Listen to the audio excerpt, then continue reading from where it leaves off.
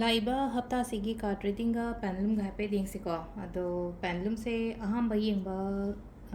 ꯉꯩꯒꯤ ꯑꯣꯏꯅ ꯍꯥꯏꯔꯒꯗꯤꯀꯣ ꯍꯥꯏꯗꯤ ꯀꯩꯅꯣꯝꯃ ꯁꯨꯝ ꯈꯟꯕꯤꯔꯣꯀꯣ ꯄꯣꯠ ꯑꯃꯀꯣ ꯑꯗꯣ ꯁꯤꯗ ꯏꯔꯤꯕ ꯕꯣꯔꯗꯁꯤꯗ ꯏꯔꯤꯕꯁꯦ ꯍꯥꯏꯗꯤ ꯅꯨꯃꯤꯠ ꯑꯣꯏꯔꯒꯅ ꯍꯥꯏꯗꯤ ꯍꯟꯗꯛꯀꯤ ꯍꯞꯇꯥꯗ ꯀꯩꯅꯣꯝꯃ ꯇꯧꯒꯦ ꯀꯥꯏꯅ ꯈꯜꯂꯒꯗꯤ ꯑꯗꯨꯒꯤ ꯅꯨꯃꯤꯠꯀꯨꯝꯕ ꯑꯗꯨꯃꯥꯏꯅ ꯇꯧꯔ ꯂꯧꯕ ꯑꯃ ꯌꯥꯔꯦꯀꯣ ꯅꯠꯇ꯭ꯔꯒꯅ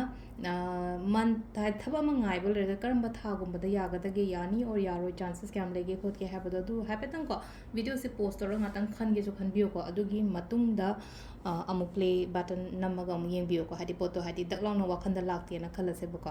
ꯑꯗꯣ ꯁꯤꯁꯦ ꯑꯩꯈꯣꯏꯅ ꯋꯤꯛꯂꯤꯒꯤ ꯑꯣꯏꯅꯀꯣ ꯋꯤꯛꯂꯤ ꯄꯦꯟꯂꯨꯝ ꯗꯥꯎꯖꯤꯡꯅꯤꯀꯣ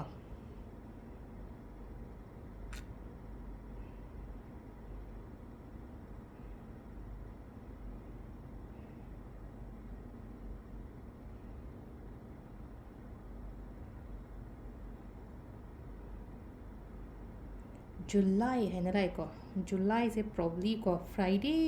ꯊꯔꯁꯗꯦ ꯐ꯭ꯔꯥꯏꯗꯦꯒꯨꯝꯕ ꯅꯠꯇ꯭ꯔꯒ ꯃꯟꯗꯦꯀꯣ ꯍꯟꯗꯛ ꯍꯞꯇꯥꯒꯤ ꯑꯣꯏꯔꯒꯅ ꯑꯗꯨꯒ ꯑꯃꯅ ꯖꯨꯂꯥꯏ ꯍꯥꯏꯅ ꯂꯥꯛꯑꯦꯀꯣ ꯁꯤꯗ ꯂꯥꯛꯏꯁꯦꯀꯣ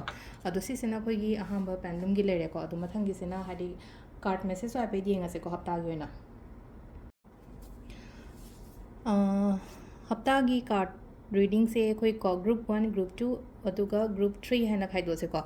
ꯒ꯭ꯔꯨꯞ 1ꯗ ꯈ꯭ꯋꯥꯏ ꯑꯍꯥꯟꯕꯗ ꯑꯩꯈꯣꯏ ꯀꯩꯅꯣ ꯂꯧꯁꯦꯀꯣ ꯒ꯭ꯔꯤꯟ ꯀꯂꯔꯒꯤ ꯀ꯭ꯔꯤꯁꯇꯜꯁꯦ ꯍꯥꯟꯅ ꯂꯧꯈꯠꯂꯁꯦꯀꯣ ꯍꯥꯏꯗꯤ ꯒ꯭ꯔꯨꯞ 1ꯒꯤꯅ ꯁꯤ ꯑꯣꯏꯍꯜꯂꯁꯦꯀꯣ ꯑꯍꯥꯟꯕꯒꯤ ꯁꯤꯒꯤ ꯒ꯭ꯔꯤꯟ ꯀꯂꯔꯒꯤ ꯀꯩꯅꯣꯁꯦꯀꯣ ꯀ꯭ꯔꯤꯁꯇꯜꯁꯦ ꯒ꯭ꯔꯨꯞ 1 ꯈꯟꯕꯉꯩꯒꯤ ꯑꯣꯏꯅ ꯑꯗꯣ ꯒ꯭ꯔꯨꯞ 1ꯒꯤ ꯀꯔꯤ ꯒꯥꯏꯗꯦꯟꯁ ꯂꯥꯛꯀꯦ ꯍꯥꯏꯕꯗꯣ ꯍꯟꯗꯛ ꯍꯞꯇꯥꯒꯤ ꯑꯣꯏꯅ ꯍꯥꯏꯐꯦꯠꯇꯪ ꯌꯦꯡꯉꯁꯦꯀꯣ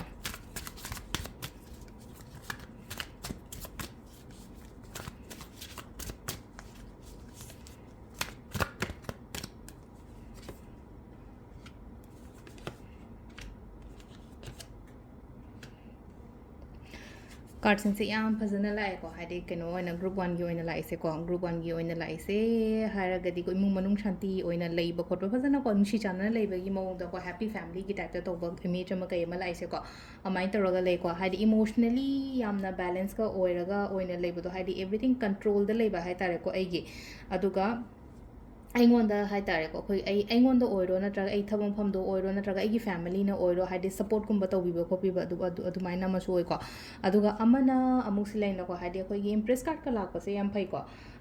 ꯏꯝꯄ꯭ꯔꯦꯁ ꯀꯥꯔꯠ ꯂꯥꯛꯄꯁꯦ ꯍꯥꯏꯗꯤ ꯂꯣꯠꯁ ꯑꯣꯐ ꯑꯕꯟꯗꯦꯟꯁ ꯄ꯭ꯔꯣꯁꯄꯤꯔꯤꯇꯤ ꯐꯔꯇꯤꯂꯤꯇꯤ ꯁꯤꯒꯨꯝꯕ ꯃꯌꯥꯝꯁꯦ ꯂꯣꯏꯅ ꯑꯇ꯭ꯔꯦꯛ ꯇꯧꯕ ꯑꯣꯏꯕꯗꯣ ꯐꯔꯇꯤꯂꯤꯇꯤ ꯀꯥꯏꯅꯒ ꯍꯥꯏꯔꯒꯗꯤ ꯑꯉꯥꯡꯒꯨꯝꯕ ꯅꯠꯇ꯭ꯔꯒ ꯍꯥꯏꯗꯤ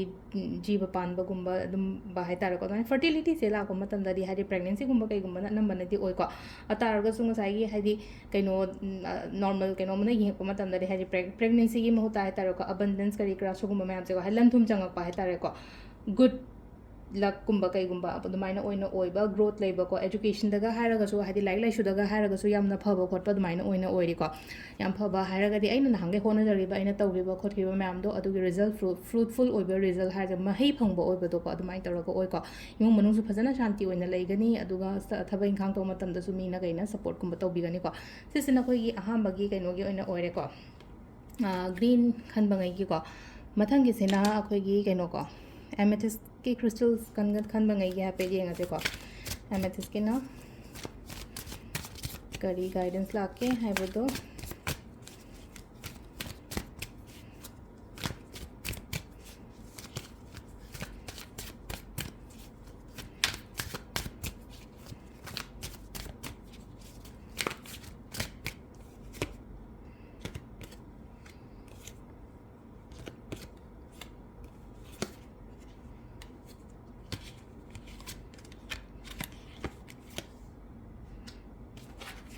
ꯑꯦꯃꯦꯊꯤꯁꯀꯤꯁꯨ ꯌꯥꯝ ꯐꯖꯅ ꯂꯥꯛꯑꯦꯀꯣ ꯍꯥꯏꯗꯤ ꯑꯦꯃꯦꯊꯤꯁ ꯉꯁꯥꯏꯒꯤ ꯃꯃꯥꯡꯗ ꯑꯩꯈꯣꯏꯒꯤ ꯀꯩꯅꯣ ꯒ꯭ꯔꯤꯟ ꯈꯟꯈꯤꯕ ꯑꯗꯨꯃꯥꯏꯅ ꯑꯗꯨꯒ ꯑꯗꯨꯝ ꯍꯥꯏꯐꯦꯠ ꯃꯥꯟꯅꯔꯞ ꯑꯣꯏꯅ ꯑꯣꯏꯀꯣ ꯍꯥꯏꯗꯤ ꯁ꯭ꯇꯦꯕꯜ ꯑꯣꯏꯕ ꯌꯥꯝꯅꯀꯣ ꯁ꯭ꯇꯦꯕꯜ ꯑꯣꯏꯕ ꯍꯥꯏꯗꯤ ꯐꯤꯅꯥꯟꯁꯤꯌꯦꯂꯤ ꯀꯔꯤ ꯀꯔꯥ ꯑꯗꯨꯝꯕ ꯁ꯭ꯇꯦꯕꯜ ꯑꯣꯏꯕ ꯈꯣꯠꯄ ꯑꯗꯨꯃꯥꯏꯅ ꯂꯩꯀꯣ ꯑꯗꯨꯒ ꯑꯃꯗꯅꯀꯣ ꯏꯁꯥꯗꯀꯣ ꯍꯥꯏꯗꯤ ꯄꯥꯈꯠꯄ ꯅꯨꯡꯉꯥꯏꯇꯕ ꯈꯣꯠꯇꯕ ꯍꯛꯆꯥꯡ ꯅꯨꯡꯉꯥꯏꯇꯕꯅꯤ ꯈꯪꯗꯦ ꯑꯃꯅꯤ ꯈꯪꯗꯦꯀꯣ ꯑꯗꯨꯝꯕ ꯈꯔꯁꯨ ꯑꯗꯨꯝ ꯂꯣꯏꯅꯔ ꯑꯗꯨꯝ ꯆꯠꯀꯅꯤꯀꯣ ꯍꯥꯏꯗꯤ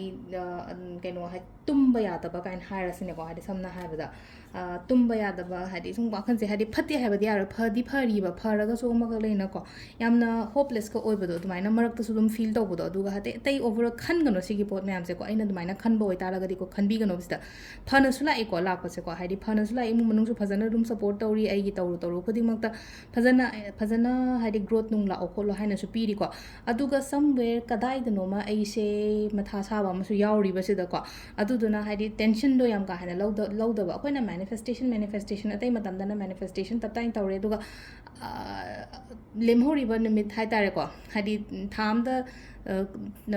day se numit kunthra na su sai na tra kunthra ma thoina sai ko adu purnima ga thasi ga di manifestation tawrani ba koi je hadi numit apha bane na atai matam sida wakhan phatta ba du maina dum khal re ga di atai matam dana nga sai gi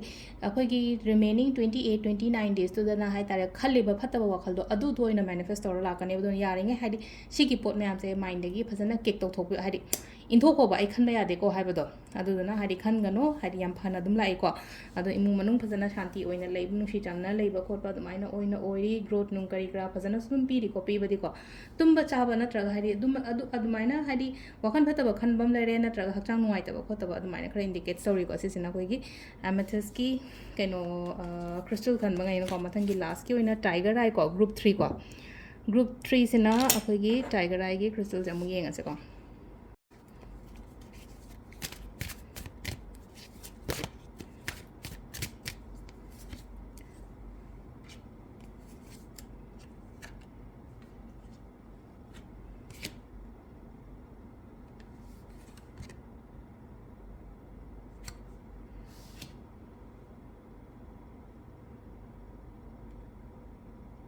sisina group 3 gi ko group 3 gi se